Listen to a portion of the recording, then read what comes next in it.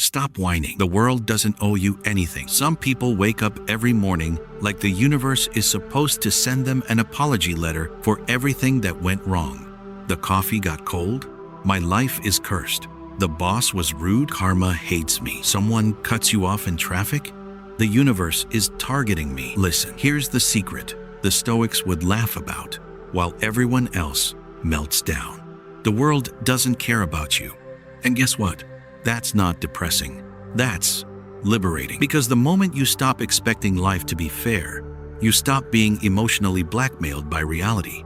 You stop living like a victim trapped inside a badly written script, begging for the plot to finally make sense. Stoicism starts with a dry, brutal truth. Life is chaotic, unfair, random, and completely uninterested in your expectations. There's no manual, no morning routine that can control fate, no productivity hack that can make the universe behave. 2,000 years ago, while people were busy trying to control the uncontrollable, the Stoics were training the only thing that actually matters, themselves. Seneca put it clean.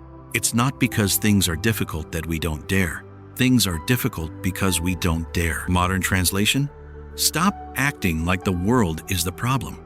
The problem is how you respond to it. What did you expect, honestly? A life that feels like a commercial where everyone smiles and the music never stops? Nobody promised you easy. Nobody signed a contract guaranteeing you a happy ending. And yes, bad things will happen. Sometimes in a row, sometimes without warning, sometimes when you're already tired. That's not bad luck. That's Tuesday. And accepting that isn't weakness. It's freedom. Because while you're stuck in the fantasy that life must align with your preferences, you'll stay frustrated, anxious, and angry at everything. But when you finally accept that the world will stay unpredictable, often unfair, often ridiculous, you stop fighting reality and you start fighting for yourself. So yes, life will slap you sometimes. It will spit in your face on occasion. The game changes when you stop asking, why is this happening to me? And you start asking, okay, what can I do with this?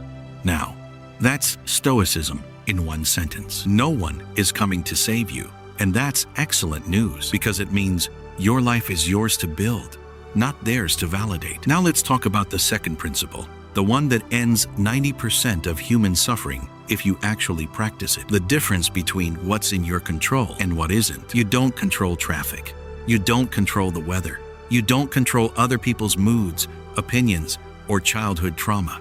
You don't control the algorithm. You don't control whether someone gets it.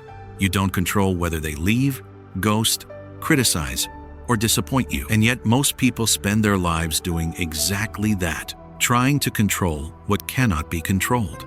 Then they wonder why they're exhausted, anxious, and coping with junk food, doom scrolling, and bad decisions at 2 a.m. Epictetus the Stoic, who had zero patience for drama, said it plainly. Some things are up to us, some things are not. That's it. No fine print, no exceptions, no, but what if? So, what is up to you? Your thoughts, your actions, your reactions, your choices, your standards, your effort, your discipline. That's basically it. Everything else? Lottery. And the moment you stop demanding control over everything else, your nervous system finally gets to breathe. You stop arguing with reality, like a child screaming at the ocean to stop making waves. Let me give you an example. Have you ever tried to control traffic with your mind? You're sitting there, gripping the steering wheel like it's a war. You're cursing everyone's bloodline, thinking maybe by pure rage you can force the car in front of you to move faster. Newsflash, it didn't move. All you got was an emotional ulcer and a ruined morning. That's what happens when your mind is addicted to control. The Stoic doesn't stop planning. The Stoic just stops worshiping the plan. Plan, yes, but don't attach your peace to the plan like it's a winning ticket. You can plan a trip for a year, and your flight gets canceled because of weather, a strike, or some ridiculous chain of events you couldn't have predicted if you were a prophet. Life doesn't care about your schedule. It happens how it happens. The Stoic is a master of adaptation. He doesn't panic when reality changes the script. He changes the script because complaining about what you can't change is like headbutting a wall and expecting the wall to feel pain. The only thing that gets damaged is you. So here's the Stoic challenge. Simple, brutal, effective. Next time something goes wrong, and it will ask yourself, is this under my control? If yes, act. If no, release. Not because you're weak, because you're intelligent. You can't control the bank line, but you can control your patience. You can't control what the idiot said, but you control whether you respond. You can't control the storm, but you control whether you stand there screaming at the sky or you move. Peace isn't the world adjusting to your ego. Peace is you adjusting your mind to reality. Acceptance is not surrender.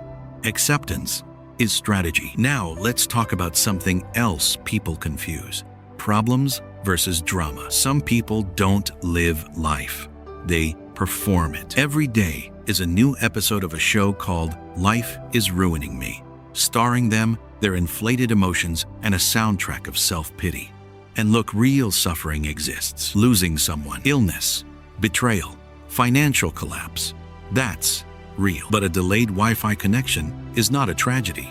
A rude comment online is not an identity crisis. A criticism is not a life-ending betrayal.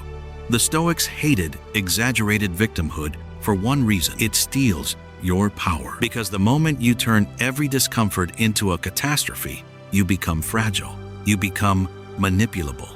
You become reactive. Epictetus said something people repeat but rarely understand. It's not things that disturb us, but our judgment about things. Meaning, life happens. Your mind writes the story. You get rejected. Reality. Someone didn't want to continue. Drama story. I'm worthless. I'll be alone forever.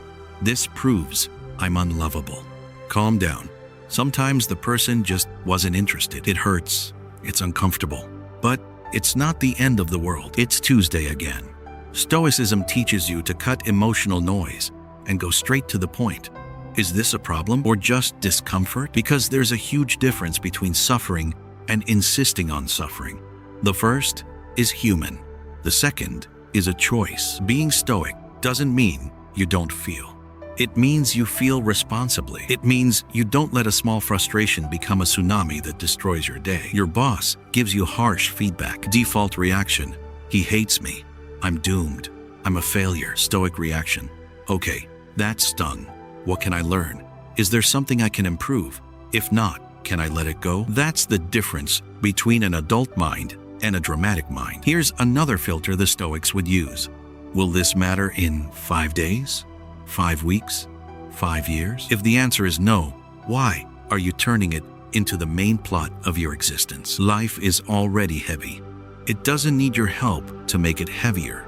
Less interpretation, more action. Less drama, more discipline. And speaking of discipline, let's talk about anger. Anger shows up like a rocket and leaves behind destruction and a bill with your name on it. Someone disrespects you, and suddenly you want war. Your partner says something wrong, and you want to explode. A stranger online triggers you, and you're typing like your life depends on it. And at the end, who suffers? You. Anger is poison you drink, hoping the other person dies. Seneca wrote an entire work on anger for a reason. Because anger is one of the dumbest emotions when you let it drive. It promises strength. It delivers impulsiveness. It promises justice. It delivers regret with interest. Stoicism doesn't tell you to become a cold robot who accepts everything with a smile. No. The point is, what will you do with your anger? Will it drive the car, or will you put it in the back seat with a seatbelt? The Stoic feels anger, of course, but he doesn't act inside it. He pauses. He breathes. He thinks. Because any decision made while you're emotionally burning has a high chance of becoming a disaster. Here's a simple practice that's more stoic than most people realize. Write the angry message. Don't send it. Wait.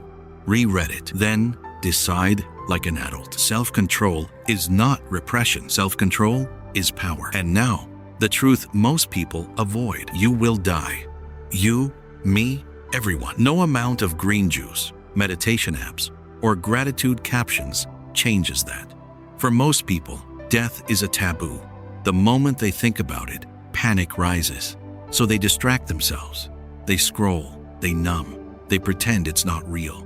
The Stoics did the opposite. They used death as a daily reminder to live properly. Memento mori.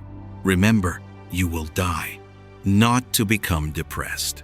To become awake, because once you accept your time is limited, you stop wasting it on nonsense. Petty fights? For what? Ego wars? For what? Proving yourself to people who don't even respect you? For what? Marcus Aurelius wrote, "You could leave life right now.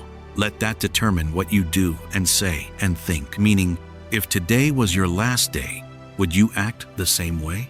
Would you spend it anxious about people's opinions? Would you waste it in meaningless arguments? Would you postpone the things you know you should do? There is no perfect time. There is now, and now is not guaranteed. Death isn't the enemy. Death is the compass. It forces you to choose courage over comfort, action over excuses, presence over distraction. So yes, you will die. Good, because while that day hasn't arrived, you have a chance to live like someone who knows they're passing through. More intention, less procrastination, more truth, less performance. And finally, let's hit the most practical Stoic warning of all. Stop reacting like raw meat with a phone. Have you seen people who are always about to explode? Everything triggers them. Everything offends them. Everything becomes a crisis. They don't live, they react. Notification, react. Comment, react. Problem, react. Delay, react. They're basically puppets pulled by invisible strings, and the strings are their uncontrolled emotions. The Stoic creates one thing most people never develop: a gap. A gap between stimulus and response. Inside that gap lives freedom. In that gap, you decide. Do I react like my wounded ego wants? Or do I respond like a disciplined mind chooses? That's what separates the powerful from the fragile. Not muscle, not money, not status, self-mastery. So the next time you feel your blood boiling, ask, is this worth my peace? Or is my ego just screaming? Most of the time, it's the ego. And the ego is a terrible advisor. Stoicism isn't about being happy. It's about being whole. This generation is addicted to the idea that you must be happy all the time. Like, happiness is a product you should be able to order with free shipping. But peace doesn't come from a perfect life. Peace comes from a trained mind, and the world will never cooperate with your peace. So stop depending on the world to give it to you. Train your reactions, train your standards, train your discipline. Because when you stop begging reality to change and you start changing yourself, you become dangerous in the best way. If you stayed until the end, subscribe. Seriously, that means you're the kind of person who actually wants control over their life, not just comfort, and that's rare.